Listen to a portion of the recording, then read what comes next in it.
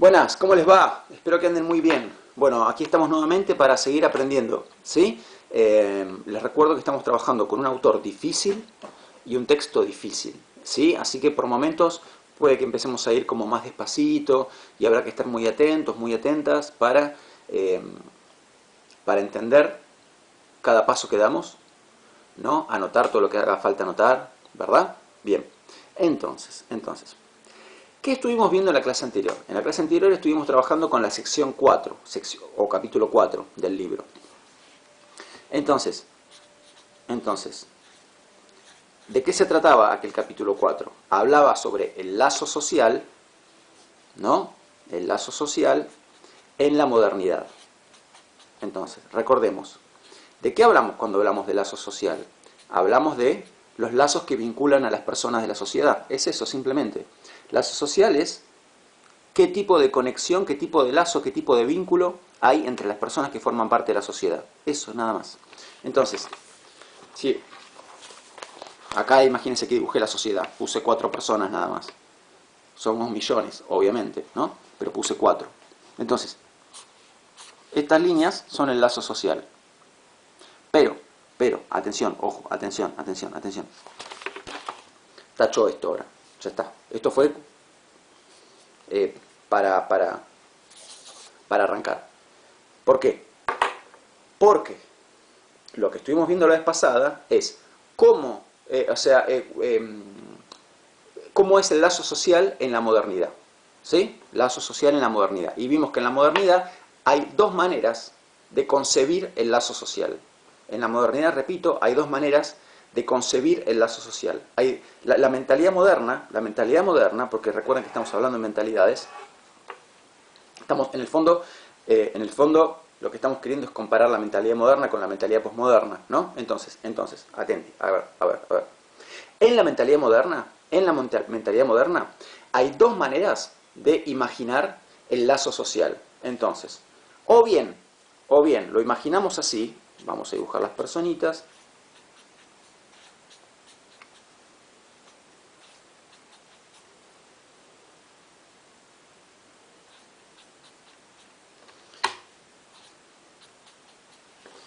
Entonces, acá tenemos una sociedad, ¿sí?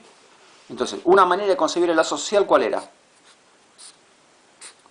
Todos y todas somos parte de una misma, una unidad. La sociedad es una unidad, un sistema, ¿no? Y todos somos parte de ese sistema, ¿no? Bien, ok. Esta era una manera. ¿Y la otra manera cuál era? La manera marxista. Así es como se la ve a la sociedad en la teoría de sistemas, ¿no? Así es como la ven autores como Luhmann o autores anteriores como Comte. Entonces, esta es una manera de ver a la sociedad, verla como una unidad, ¿sí? Una unidad, un sistema unificado. Ok. Y la otra manera de ver el lazo social era así. Primero, lo voy a hacer acá abajo, acá. ¿Sí? Entonces, vos tenés una división en la sociedad, una división, y en esa división es una división ¿de qué? De clases sociales. Entonces tenés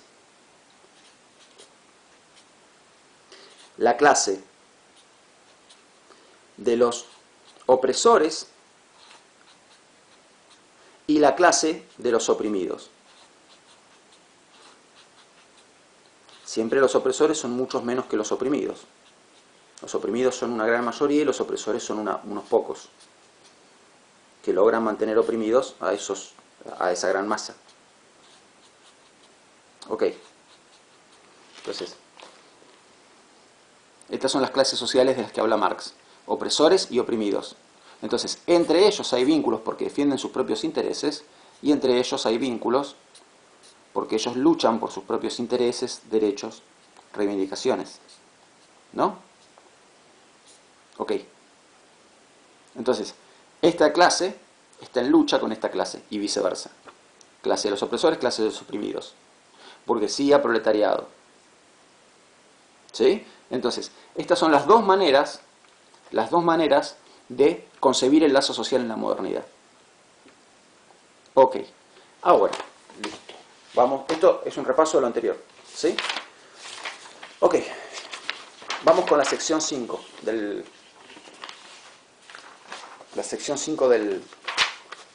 texto. Porque ¿sobre qué trata esta sección 5? Trata sobre cómo es el lazo social en la posmodernidad, ¿no? Cómo se ve al lazo social dentro de la mentalidad posmoderna. Dentro de la mentalidad posmoderna. ¿Qué es lo que queremos aprender? Bueno, queremos aprender todo, ¿no? Pero digamos, lo que está queriendo hacer Lyotard es mostrarnos la comparación. En la sección 4 nos muestra cómo se lo ve al lazo social dentro de la mentalidad moderna. Y se lo ve como una disyuntiva, una alternativa. O tenés este lazo social o tenés este otro lazo social. O la sociedad es vista como un sistema unificado o la sociedad es vista como una lucha de clases. Ok, bueno, en la posmodernidad, en la mentalidad posmoderna, ¿cómo se lo ve al lazo social? Y allí vamos. Bien. Bueno, entonces, Lyotard va a decir que, para él, esta dualidad, ¿no? Esto de acá arriba lo taché, ¿eh? Recuerden que está tachado. Esta dualidad, ¿no? La dualidad entre ver a la sociedad así o ver a la sociedad así. Verla como un sistema unificado o verla como una lucha de clases. Esta dualidad, dice él, para mí ya perdió pertinencia. O sea, perdió relevancia.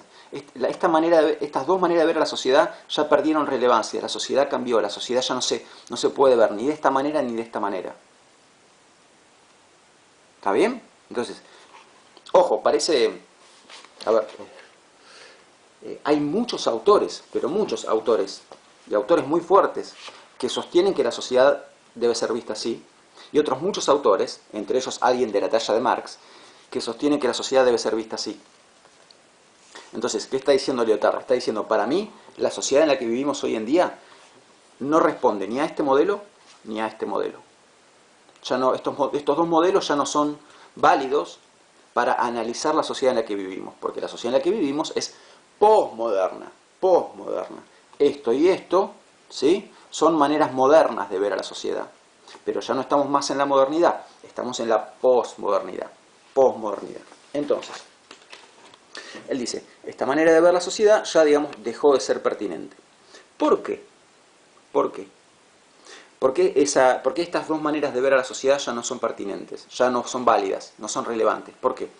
Y él localiza como causas un par de cosas. Él dice, bueno, una, por la evolución que tuvo el capitalismo. Él usa la palabra redespliegue, ¿no? O sea que, digamos, de la modernidad para acá, o sea, de un tiempo a esta parte, el capitalismo evolucionó y mutó. Eso por un lado. Y por otro lado, hubo avances técnicos y tecnológicos muy grandes, ¿no?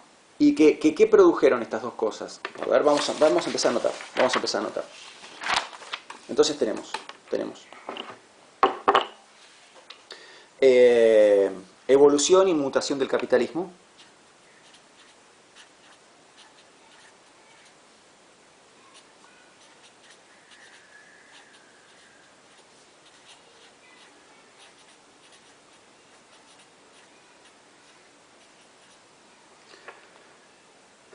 Evolución y mutación del capitalismo, y por el otro lado,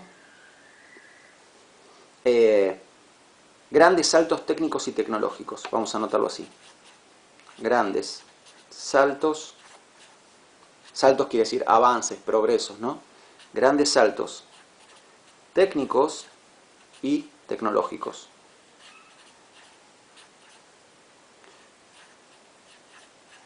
Bueno, y cuando habla de grandes saltos técnicos y tecnológicos se refiere fundamentalmente a la informática.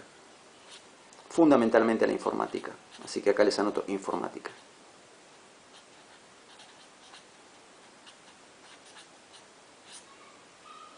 Bien. Cosa que Marx no conoció. Comte tampoco. Entonces, estas dos cosas, ¿sí? La evolución y la mutación del capitalismo, por un lado, evolución y mutación del capitalismo por un lado, y por el otro lado, los grandes saltos técnicos y tecnológicos de los últimos tiempos, ¿no? Estas dos cosas ¿Produjeron qué efecto? Que me quiero servir un mate y no puedo, porque tengo que seguir explicando. ¿Qué efecto produjeron estas dos cosas? El efecto que produjeron fue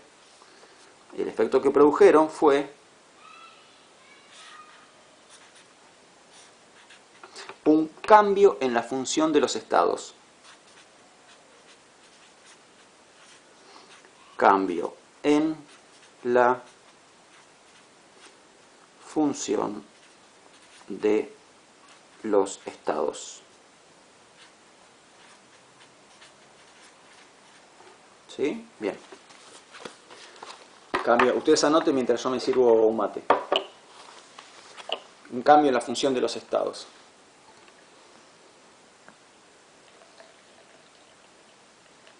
Entonces, ¿qué quiere decir este cambio en la función de los estados? Quiere decir que los estados en la posmodernidad cumplen funciones diferentes que las funciones que cumplían los estados en la modernidad. Entonces, tanto en la modernidad como en la posmodernidad hay estados, pero en la modernidad cumplían ciertas funciones y en la posmodernidad otras funciones. Entonces, ¿por qué esto del cambio de funciones? O sea, ¿de qué? No, ¿por qué no? No, la pregunta no es por qué, sino ¿en qué consiste este cambio de funciones? ¿En qué consiste este cambio de funciones? A ver, pensemos en lo siguiente. Supónganse. Ahora, con la pandemia que estamos viviendo del coronavirus, ¿no? Ok. ¿Qué rol tiene el presidente? Porque es un ejemplo muy claro para explicar lo que quiere decir Lothar y para ejemplificarlo. ¿Qué rol tiene el presidente? A ver, tenemos, o sea, en este momento hay en todos los centros de salud donde va gente que se siente mal, se lo atiende, se lo testea, se ingresa información a una computadora sobre que se atendió a esa persona, se ingresa información sobre el testeo, el resultado del testeo, eso se manda por internet a un centro computarizado, ese centro computarizado lo envía a su vez a la Organización Mundial de la Salud y a la computadora del presidente, más vale. Entonces, digamos, a ver si me entienden lo que quiero decir. El manejo de información sobre la pandemia está 99,9% en manos de las computadoras. Lo que hacemos las personas lo que hacemos las personas es ingresar información a las computadoras. Las computadoras manejan esa información, hacen estadísticas, hacen cálculos, ¿no es cierto? Y a los gobernantes les informan sobre cuál es la situación. ¿Y entonces el gobernante, informado sobre cuál es la situación, qué tiene que hacer? Simplemente tomar una decisión. Entonces, hoy en día, la información está tan manejada por las computadoras, hay tanto caudal de información y toda esa información está tan manejada por las computadoras, que el rol de los políticos hoy en día los políticos más que ser conocedores, saber sobre historia, saber sobre derecho, conocer el país, todas estas cosas que en la modernidad eran vistas como características necesarias en un gobernante, ¿no? Conocer el país, saber de historia, saber de política, saber de derecho, saber sobre geografía del país, saber sobre todas esas cosas, ¿no? Todas cosas que tradicionalmente fueron consideradas necesarias en un gobernador, porque un gobernador tiene que conocer muy bien su país desde el punto de vista moderno. ¿Qué pasa hoy en día? Hoy en día toda esa información la maneja una computadora, bueno, muchas computadoras, muchas. Entonces la clase política, los gobernantes, no están obligados a saber todas esas cosas. Y entonces ¿su función en qué consiste? Su función queda reducida a simplemente tomar decisiones. Decisiones que van a tomar en base a ¿qué? En base a la información que las computadoras les suministran, ¿no? Entonces, si yo soy un político, ya no necesito conocer a fondo la geografía argentina, conocer a fondo o supóngase, saquemos ser presidente, imagínense ser intendente. Necesito conocer a fondo las características de cada barrio, conocer la historia del partido, saber, bueno, un montón de cosas más que tienen que ver con el partido que voy a gobernar. En verdad no, porque todo eso ya está en las computadoras, todo eso ya está en las computadoras. Entonces, y las computadoras me lo van a informar, me lo van a informar. Más vale que si está en las computadoras es porque hubo gente que lo ingresó. Pero entonces, lo que hace la gente es ingresar información en las computadoras, pero el manejo de la información lo hacen las computadoras. ¿Y qué le toca al político? Le toca simplemente leer esa información y tomar decisiones en base a esa información. Decisiones que más vale podrán ser acertadas o desacertadas, ¿no? Pero los políticos simplemente hoy en día deciden. Por eso, ¿cómo llama Lyotard a los políticos? Lyotard dice que hoy en día los políticos son sencillamente, y miren la palabra que usa,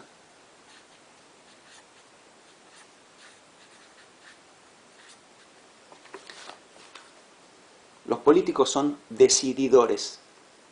Esta es la clase política posmoderna. Son decididores. Sí, bueno, se cortó, repito. Entonces la clase política de hoy en día es la clase de los decididores. Entonces, dice Lyotard, digamos que, a ver, vamos a plantearlo así. Vos en la modernidad tenés,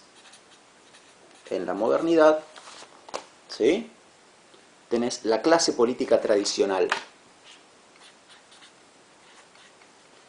Clase política tradicional. Y ahí tenés un Sarmiento, suponete. Bartolomé Mitre. Pellegrini, qué sé yo. ¿Te gusten o no te gusten estos gobernantes? Mencioné presidentes argentinos, ¿sí?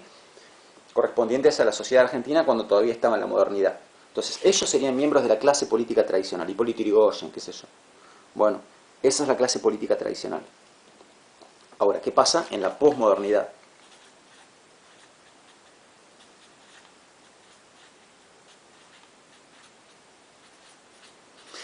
En la posmodernidad, o sea, la clase política es otra. Entonces, ¿qué menciona él como ejemplos de políticos actuales? Miren, él dice, jefes de empresa, hemos tenido en nuestro país empresarios como gobernantes, jefes de empresa, sindicalistas,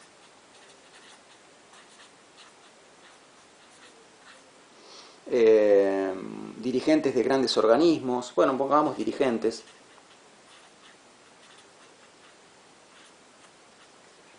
bueno, etcétera.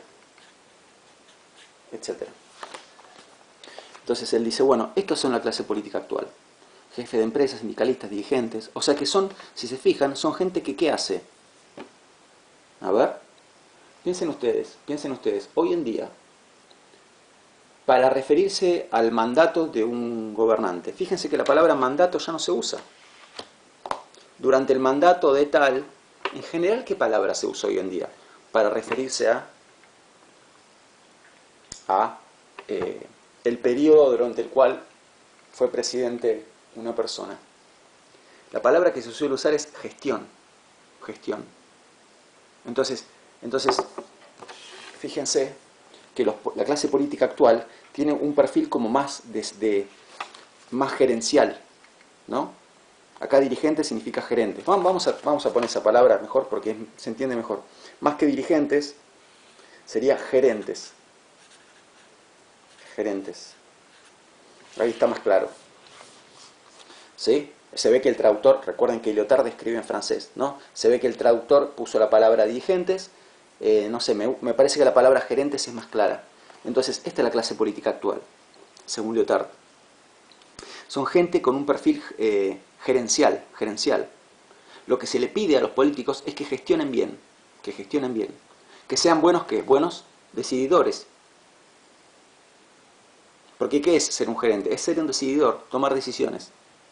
¿En base a qué? En base a determinada información. Información que ¿quién la maneja? ¿La maneja la clase política? No, esa información la manejan las computadoras. Las computadoras informan a la clase política y la clase política decide en base a esa información. ¿Sí? Bien. Ahora,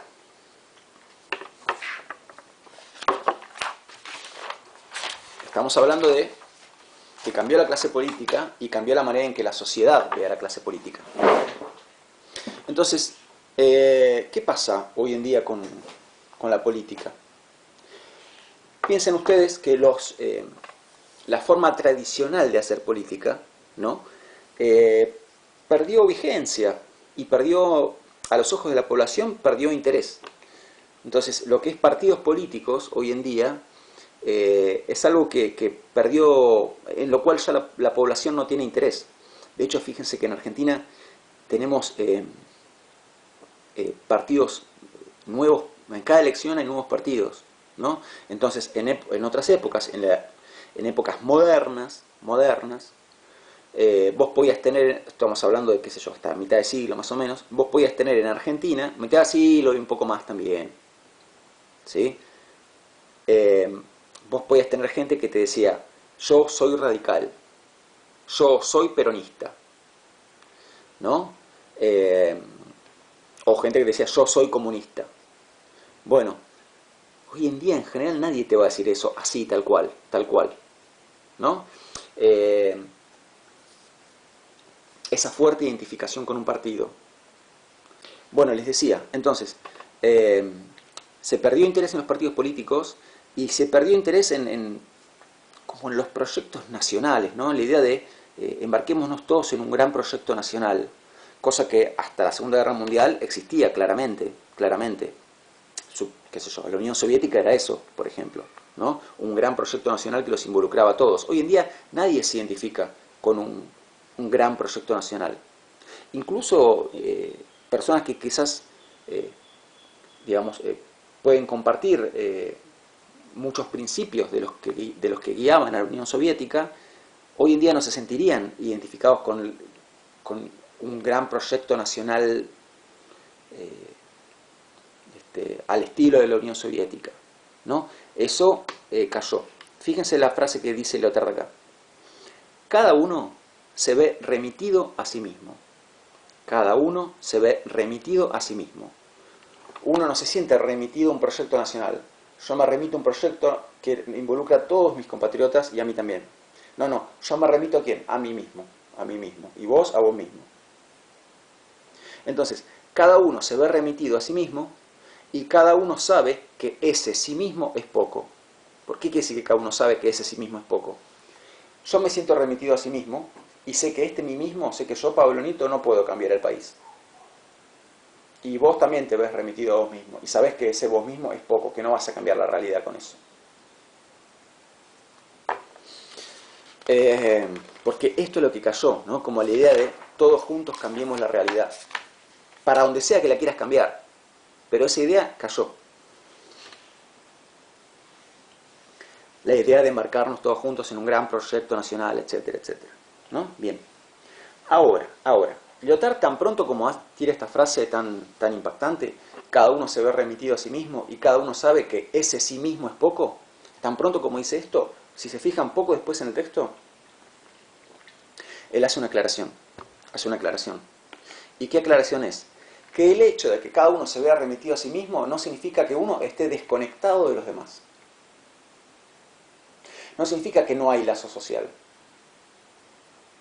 Entonces, vos no te remitís a un proyecto nacional.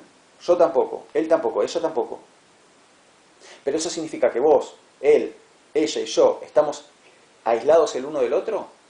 No significa eso. Hay lazo social entre nosotros. Pero ese lazo social no es el lazo social de un gran proyecto que a todos nos convoca. No. Hay lazo social, pero no es el lazo social al estilo de la modernidad. No. Entonces, ¿cómo es el lazo social en la posmodernidad? Entonces, cada uno se ve remitido a sí mismo, dice Lyotard, pero aunque cada uno se vea remitido a sí mismo, lazo social hay. Entonces aparece la pregunta del millón. ¿Y de qué lazo social estás hablando, Lyotard? Bueno, a ver. El lazo social que nos conecta es un lazo social lingüístico, comunicativo, lingüístico. Bien, ahora, vamos a anotar estas dos palabras clave. Paciencia, ¿sí? No traten ahora de anotar como la gran frase que resume la idea de Lyotard ni nada. Vamos de a poco, estamos recién abriendo el juego. A ver, anotemos dos palabras claves acá. Comunicación y lenguaje. Bueno, cuando pensamos en comunicación y pensamos en lenguaje, digamos, ¿en qué pensamos habitualmente? A ver, ustedes no sé si estudiaron teoría de la comunicación en el secundario, pero en teoría de la comunicación, bueno, si lo estudiaron esto les va a resultar conocido y si no, no. Y lo van a aprender ahora. Entonces, vamos a repasar un poquito la teoría de la comunicación clásica. Y después les muestro a dónde vamos. Pero vamos a repasar la teoría de la comunicación clásica. En la teoría de la comunicación clásica, imagínense que acá hay dos personitas comunicándose. Bien, ¿qué tenés? Tenés un emisor y un receptor.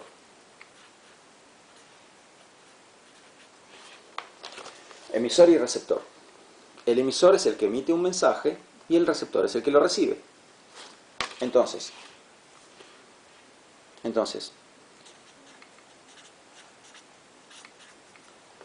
el emisor envía un mensaje al receptor. Supónganse, hey querido, ¿cómo andás? Ese es un mensaje. ¿Sí? Bien. El mensaje, para que llegue, tiene que estar en un código. En un código. ¿Y cuál es el código acá? El idioma español. Entonces, el emisor quiere saludar a esta persona. El saludo es, hey querido, ¿cómo andás? Entonces, ¿qué hizo? Puso el mensaje que quiere transmitir, lo puso en un código, ¿no? En un código. El código es español informal. Entonces, lo codifica, vamos a anotar code, ¿sí? Codifica ese mensaje, el mensaje llega al otro, y el otro, ¿qué hace? El otro decodifica el mensaje. Decodifica el mensaje. ¿Sí? ¿Está bien?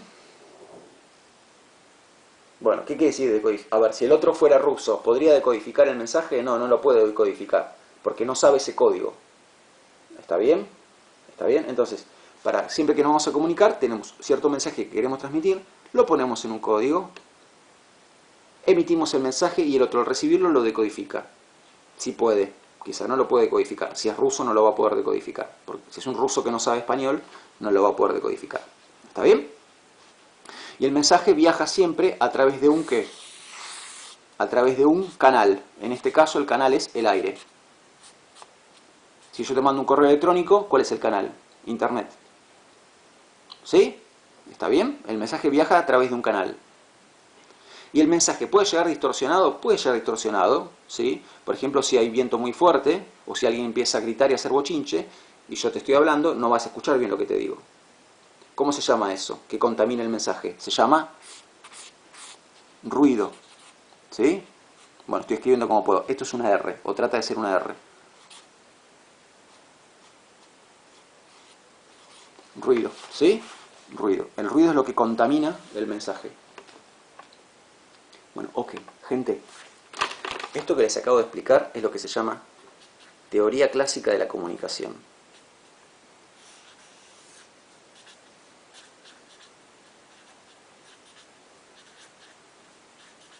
Teoría clásica de la comunicación. ¿Sí? Bien. ¿Y por qué les cuento yo la teoría clásica de la comunicación? Porque recuerden, lo que estamos tratando de entender es cómo es el vínculo, cómo es el lazo social, cómo es el lazo social en la posmodernidad. Y Lyotard nos decía, el lazo social en la posmodernidad es un lazo lingüístico, es un lazo comunicacional. Bueno, ok. Pero este lazo comunicacional posmoderno, este lazo lingüístico posmoderno, dice Lyotard, es más complicado que esto que vemos acá. No es tan simple. Entonces, ¿por qué les cuento la teoría de la comunicación?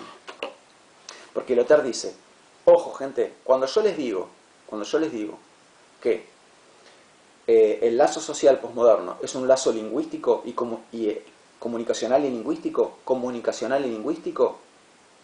me refiero a algo más complejo que esto. No es tan simple como esto. Es más complejo. ¿Por qué? Bueno, y ahora van a ver que se pone interesante la cosa.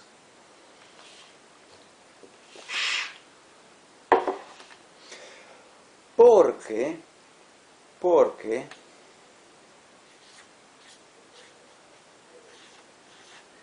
la comunicación entre las personas dentro de la posmodernidad constituye un juego. Un juego. Entonces, supónganse, ustedes y yo, que somos personas posmodernas para Lyotard, tenemos lazo social, estamos conectados por un lazo social, sí, claro, nos vale. Bueno, ahora mismo lo están viendo, ¿no? Nos estamos comunicando por video, por internet, mails, plataforma, lo que ustedes quieran. ¿Ven que es súper posmoderno el vínculo? No solo porque es informático, sino por el hecho de que es un vínculo comunicacional, lingüístico. Ok. Pero es más complicado que solamente esto. Es más complicado que solamente esto. Porque cuando yo les estoy hablando a ustedes y les estoy explicando Lyotard, no es simplemente yo, emisor, genero un mensaje para ustedes, receptores. Es más complicado y a la vez más interesante que eso. ¿Por qué? Lo que me diría Lyotard es, vos, nieto, estás jugando un juego. Y tus alumnos también. Entonces, en la posmodernidad, la comunicación constituye un juego. Estamos jugando un juego. Ustedes y yo estamos jugando un juego. Un juego que se juega ¿cómo? A ver, entonces, en la posmodernidad, el lazo social se caracteriza por ser un juego. Un juego. Un juego que se juega ¿cómo? Hablando. Es un juego lingüístico. ¿Sí? El lazo social posmoderno es un juego, es varios, en verdad, porque no hay un solo juego, hay varios. Entre ustedes y yo hay un juego. Entre ustedes y... qué sé yo. Entre ustedes mismos juegan otro juego, ahí tienen. Entre ustedes y yo hay un juego. Entre ustedes hay otro juego. Entre cada uno de ustedes y sus compañeros de trabajo hay otro juego. Ustedes con su jefe de trabajo, donde trabajan, tienen otro juego. ¿Sí? Son todos juegos diferentes. Juegos que se juegan con el lenguaje. El ajedrez se juega con piezas. El fútbol se juega con una pelota. Bueno, este juego, ¿cómo se juega? Con palabras, con lenguaje. ¿Hay un juego? No, hay muchos. Hay múltiples juegos. El juego profesor-alumnos, el juego compañeros de carrera, de compañeros de profesorado, el juego empleados-empleador, el juego compañeros de trabajo, el juego, compañeros de un equipo deportivo, el juego de persona queriendo conquistar a otra en el amor. Bueno, o sea, incontables juegos. Jugamos incontables juegos en esta vida posmoderna. Y todos esos juegos son, o sea, nos comunicamos entre nosotros, ¿no? En el contexto de un juego. Jugamos un juego al comunicarnos. Jugamos un juego al comunicarnos. Y a eso Lyotard lo llama juegos de lenguaje. Juegos de lenguaje. Bien. Ahora, estos juegos, como todos los juegos, se caracteriza por tener reglas. Sin reglas no hay juego. Entonces, estos juegos tienen reglas. Reglas.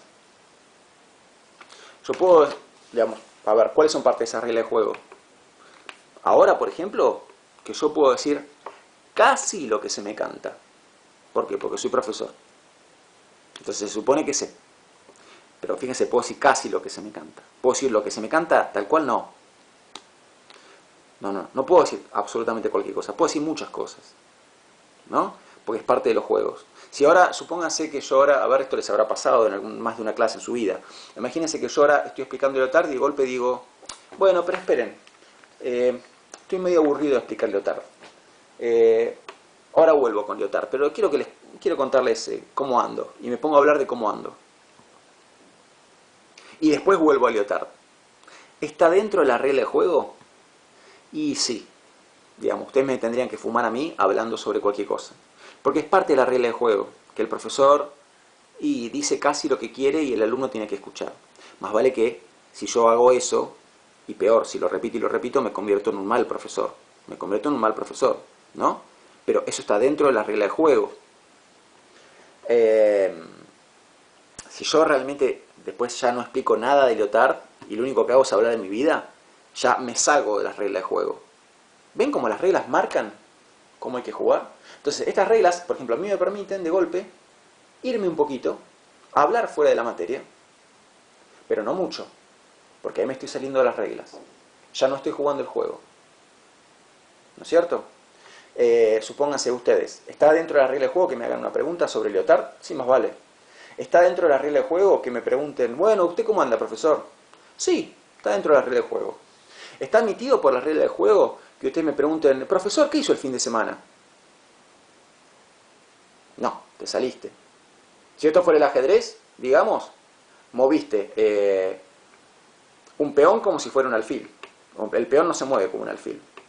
Entonces, hay reglas que dicen cómo se juega, o te puedes salir de esas reglas, y ahí ya no estás jugando el juego. ¿Me entienden? ¿Ven por dónde va el asunto? Entonces, fíjese que nuestra clase para Lyotard es un lazo social posmoderno, porque ustedes y yo somos posmodernos y estamos conectados, y al conectarnos estamos jugando un juego. Y este juego tiene reglas. Entonces, en el juego se juegan jugadas. Yo hago mis jugadas, ustedes hacen sus jugadas. Esas jugadas tienen que ser dentro de lo que las reglas admiten. Entonces, seguimos anotando palabras claves. Juegos de lenguaje. Reglas. Jugadas. ¿Sí? Se admiten las jugadas que las reglas permiten. Si no, te estás saliendo del juego. ¿Ok? Bien. Y el juego nuestro... Ahora, atención a esto. Porque hay juegos y juegos en la vida. ¿Cuál es la diferencia entre jugar un juego como el ajedrez, el fútbol, y jugar un juego como... qué sé yo? No podemos jugar a hacer jueguito con la pelota. Y listo, nos podemos jugar a hacer jueguito con la pelota. ¿Cuál es la diferencia entre jugar a hacer jueguito con la pelota y jugar al fútbol? Que cuando yo estoy jugando al fútbol, estoy en lucha con otros. O sea, en competencia con otros, en rivalidad con otros. Vos versus yo te quiero ganar, vos me querés ganar. Si yo juego a hacer jueguito, me estoy divirtiendo, es más, hasta solo puedo jugar. Pero no hay competencia, no hay rivalidad. Entonces, ¿cómo se llama a un juego donde lo que hay es una competencia, una rivalidad, una lucha, un enfrentamiento? A ese juego se lo llama un juego agónico. Un juego agónico, ¿no? Entonces, el fútbol es un juego agónico. El ajedrez es un juego agónico. Hacer jueguito no es un juego agónico. Entonces, estos juegos de lenguaje posmodernos que jugamos son juegos agonísticos o agónicos. Agonísticos o agónicos es lo mismo. Díganlo como quieran. Entonces, los juegos de lenguaje posmodernos son agonísticos o agónicos. ¿Por qué?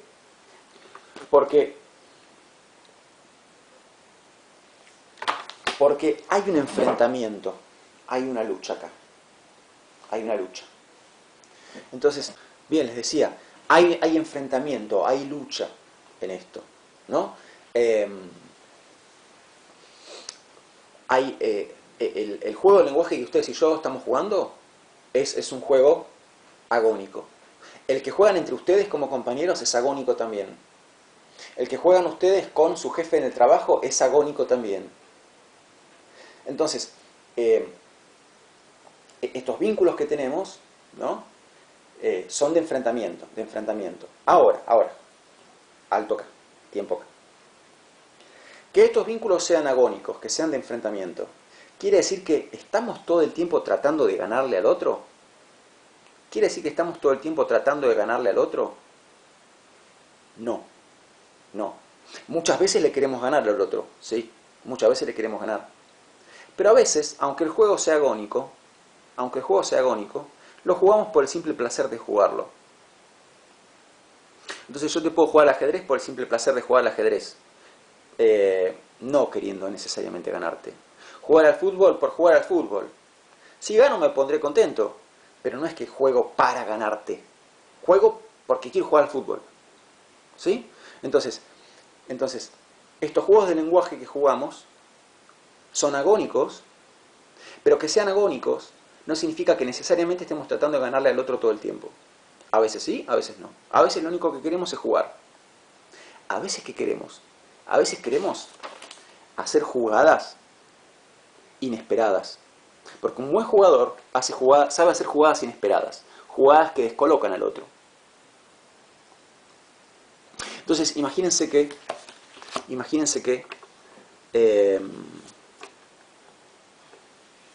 no sé, estamos en la clase, en una clase presencial, normal, ¿no? Bueno, ¿cómo les va? ¿Qué sé yo? Entró saludando, cordialmente. Esa es una jugada. Yo podría entrar sin saludar y decir, bueno, hoy vamos a ver el capítulo 5. Pero a entrar, a arrancar la clase preguntándoles cómo andan, saludándolos, amigablemente, es una jugada. Bien. Ustedes me pueden contestar con otra jugada. Bien, bien, bien, qué sé yo. Entonces, esa jugada, ¿era una jugada calculada por mí? Sí, calculada. Calculada. Porque si yo los saludo cordialmente, lo que calculo es que me van a responder cordialmente. Y después de que me respondan cordialmente, empezamos con la clase. Que va a ser una clase cordial porque la arrancamos cordialmente. Ahora, ¿qué pasa si yo les digo, bueno, ¿qué tal? ¿Cómo les va? Hice mi jugada. ¿No? Esto es como en el ajedrez, el famoso movimiento, no sé si saben que hay un movimiento que es peón 4 rey, que es el típico movimiento para arrancar en el ajedrez, ¿no? Mover un peón, el del lugar del rey, adelantarlo 2 casilleros. Es la típica jugada para arrancar. ¿No? Entonces, cuando yo hago peón 4 rey, ¿qué espero? Y que el otro haga peón 4 rey. Y así es un típico juego de ajedrez. Bueno, o me pueden hacer una jugada inesperada. Yo en el partido de ajedrez que arrancamos puedo hacer esa jugada, adelantar el peón del rey 2 casilleros, ese movimiento se llama peón 4 rey, y capaz ustedes me responden moviendo un caballo. Entonces yo digo, pará, me descolocaste. O sea, yo estaba como queriendo arrancar un partido de ajedrez típico, y ahora me descolocaste y no sé bien qué hay que hacer. Bueno, ¿esto puede pasar en una clase? Sí, claro, porque es un juego. Y los buenos jugadores saben hacer jugadas inesperadas, y las jugadas inesperadas descolocan al otro y lo obligan a responder desde la improvisación. O sea, cuando uno hace una jugada inesperada, uno lo hace por la diversión de ver cómo el otro responde a la jugada inesperada. Entonces, ¿qué pasa si yo les digo, hola, ¿qué tal? ¿Cómo les va? Jugada, esa es mi jugada, peón 4 rey. Espero que me respondan con peón 4 rey. Bien, profe, gracias, qué sé yo, ¿usted cómo anda? Va. Pero no me responden con peón 4 rey. Me responden diciéndome, hoy cumpleaños Gastón. Ahí jugada inesperada. ¿Por qué? Porque me ponen a mí en un lugar más difícil. Yo, uno, no esperaba que me contestaran eso. Y dos, van a estar esperando a ver qué contesto yo a eso. ¿Cómo respondo yo a esa jugada? Ahí movieron un caballo. Yo esperaba peón 4 rey. Esperaba que adelantaran el peón del rey 2 casilleros, que es lo típico. No hicieron eso, no hicieron lo típico. Me dijeron, hoy cumpleaños Gastón.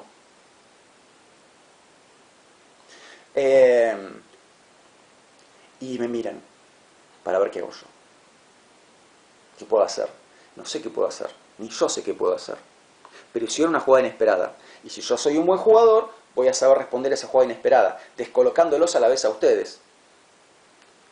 Pero no sé, en este momento no sé qué contestaría.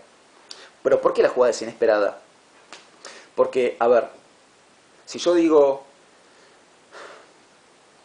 bueno, no importa, empecemos con la clase, no está bueno. porque estoy mostrándoles que me importa un bledo que cumpleaños. No es la idea. Si yo digo, hey, cantémosle cumpleaños, no está bueno tampoco, porque no está bueno que yo como profesor incentive que nos pongamos a cantar el cumpleaños en el aula. Entonces, ¿cómo respondo a esa jugada? ¿Ven que es una buena jugada? Bueno, no me lo hagan ahora que ya lo saben. ¿Pero qué hago frente a eso? No sé, me tengo que poner a pensarlo. Pero ven que ni una cosa ni la otra está buena. Ni que les diga, cantemos el cumpleaños, ¿no? Ni que les diga, no me interesa, empecemos con la clase. Me están descolocando. Bueno, ahí están jugando por el simple placer de jugar. No porque me están queriendo ganar necesariamente, sino porque quieren ver cómo respondo esa jugada. ¿Y esa jugada cómo la hicieron? Hablando. ¿Ven que son juegos de lenguaje? Juegos de lenguaje. Lo que hicieron fue hablar. Me dijeron, Gastón cumpleaños hoy.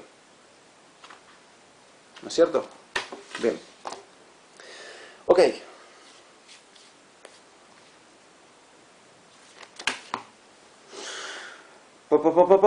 Esto se llama un desplazamiento, ¿no?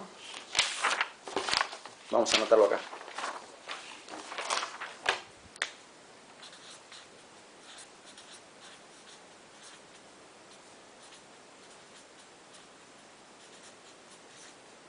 Las buenas jugadas son las que implican, las que desplazan al otro. Desplazan quiere decir, digamos, le hacen al otro como lo descolocan al otro. Lo descolocan al otro. Buena jugada no es jugar sucio, ¿eh? Buena jugada no es jugar sucio. Buena jugada es hacer una jugada inesperada que al otro lo obliga a pensar rápido su jugada. O sea, cómo responde. Bueno, entonces, me fui un poquito. ¿A qué quería llegar yo con todo esto? ¿A qué?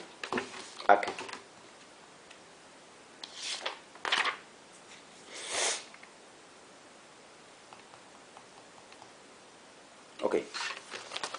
Entonces, recapitulando. Queremos entender cómo es el lazo social posmoderno.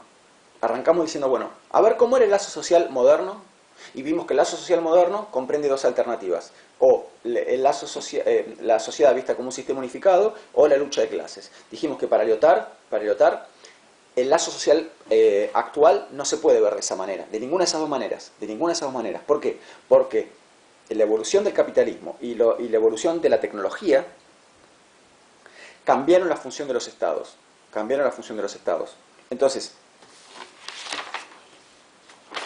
esto. ¿Sí? Esto y esto produjeron un cambio en la función de los estados.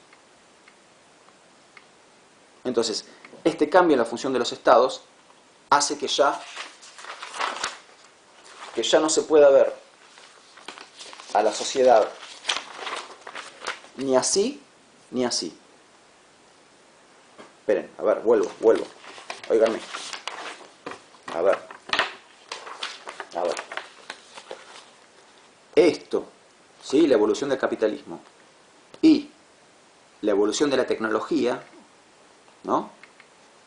Generaron un cambio en la función de los estados.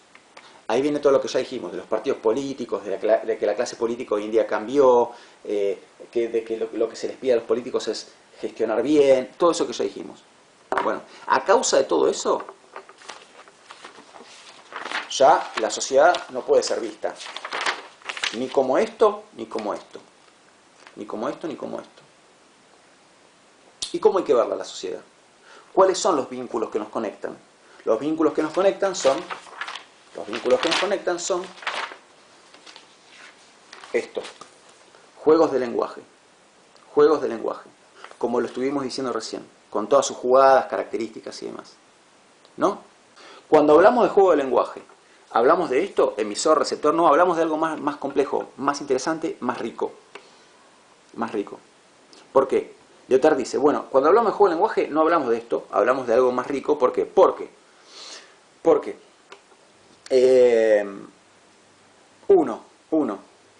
este esquema, la teoría clásica de la comunicación, no toma en cuenta el efecto que produce el emisor sobre el receptor. ¿No? ¿Por qué? Porque el emisor puede dar diferentes tipos de mensaje. Entonces, según cuál sea el tipo de mensaje que el emisor emita, produce un efecto diferente sobre el receptor. Entonces, cuando ustedes me hablan a mí, o yo les hablo a ustedes, no estamos simplemente transmitiendo un mensaje. Estamos buscando generar un efecto en el otro. Generar un efecto en el otro. Entonces, si yo les digo, ¿qué tal, gente querida? ¿Cómo les va? Ahí estoy queriendo generar un efecto. Queriendo generar un clima de buena onda, caerles bien, etc. Y cuando ustedes me contestan lo mismo, quieren generar otro efecto. Que yo caerme bien a mí. Y si ustedes me dicen, hoy cumpleaños Gastón, están queriendo generar otro efecto. ¿Cuál? Descolocarme. Entonces ven que la teoría clásica de la comunicación es como incompleta, ¿no? Entonces, juegos de lenguaje no equivale a teoría clásica de la comunicación. Porque a la teoría clásica de la comunicación se le escapa que, según el tipo de mensaje que yo emita, estoy queriendo producir un efecto diferente en el otro. Eso por un lado. Y por otro lado, la comunicación posmoderna es agonística. Estos juegos de lenguaje son agonísticos. Es un enfrentamiento, es una lucha, ¿no? Y eso en este esquema no entra. ¿Cómo metes la agonística en este esquema? No hay manera de meterlo. ¿Ok? Bien.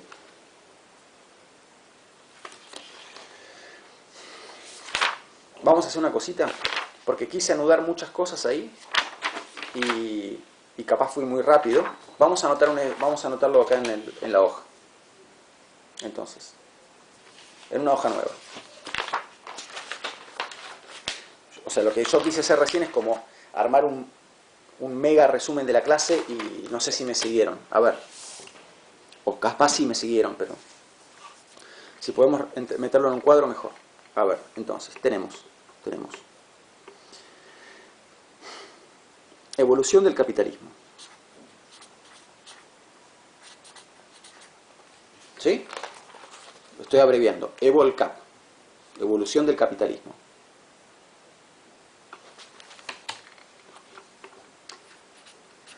Saltos tecnológicos. O evolución tecnológica. O evolución técnica y tecnológica. Viene a ser lo mismo. Entonces, la evolución del capitalismo y los saltos tecnológicos producen ¿qué?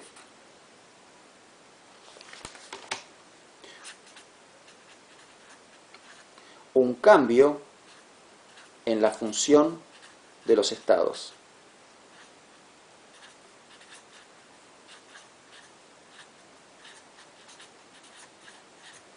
Un cambio en la función de los estados. ¿Qué quiere decir? ¿Qué entra dentro de este cambio en la función de los estados? Ok. Todo lo que dijimos sobre los partidos políticos, la clase política, todo eso. Bien.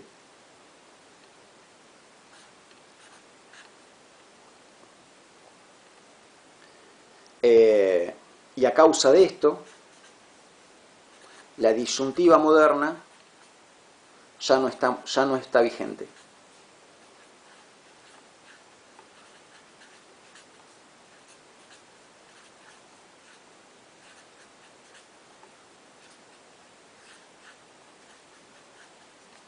¿Cuál era esta disyuntiva moderna? Ver a la sociedad como un sistema unificado o verla como una lucha de clases. Y como esta disyuntiva ya no está vigente, me quedé sin hojas.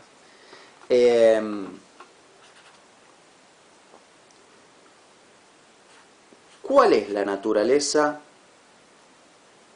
del lazo social posmoderno? O mejor, ¿cómo es el lazo social posmoderno? Para simplificar un poco. ¿Cómo es el lazo social postmoderno? ¿Sí? ¿Cómo es? Entonces, como esto ya no entra vigente, no tiene vigencia, entonces, ¿cómo es el lazo social posmoderno? El lazo social posmoderno está hecho de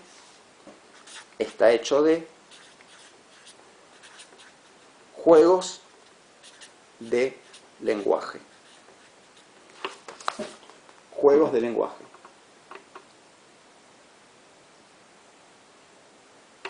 Ahora.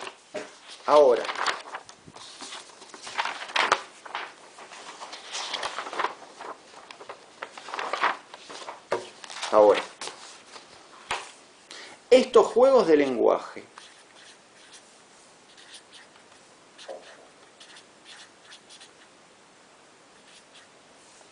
¿equivalen a la teoría clásica de la comunicación?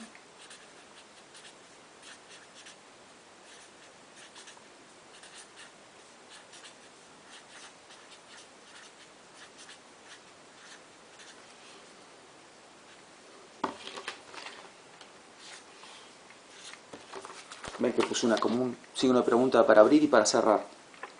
¿Estos juegos de lenguaje equivalen a la teoría clásica de la comunicación? No. ¿Por qué?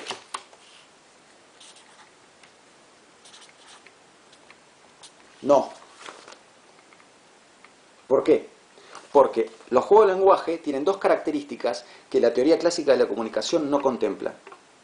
¿Y cuáles son esas dos características? 1,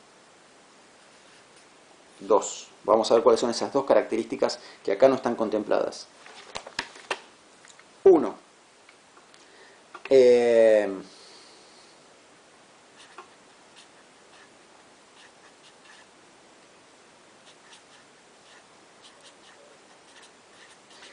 Cada mensaje busca generar cierto efecto. Por ejemplo, si ustedes me dicen, hoy es el cumpleaños de Gastón, me están buscando generar cierto efecto en mí. ¿Sí? Entonces, con nuestros mensajes buscamos generar ciertos efectos en el otro. ¿De qué depende el efecto? Depende del tipo de mensaje. Entonces, dependiendo del tipo de mensaje.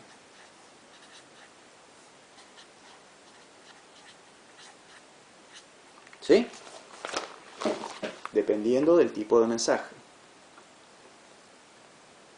Y 2. Los juegos de lenguaje son agonísticos.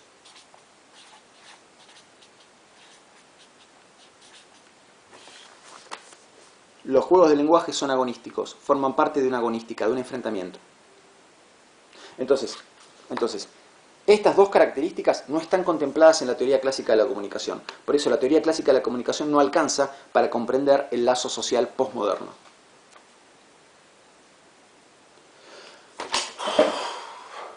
Bueno, listo. ¿Está bien?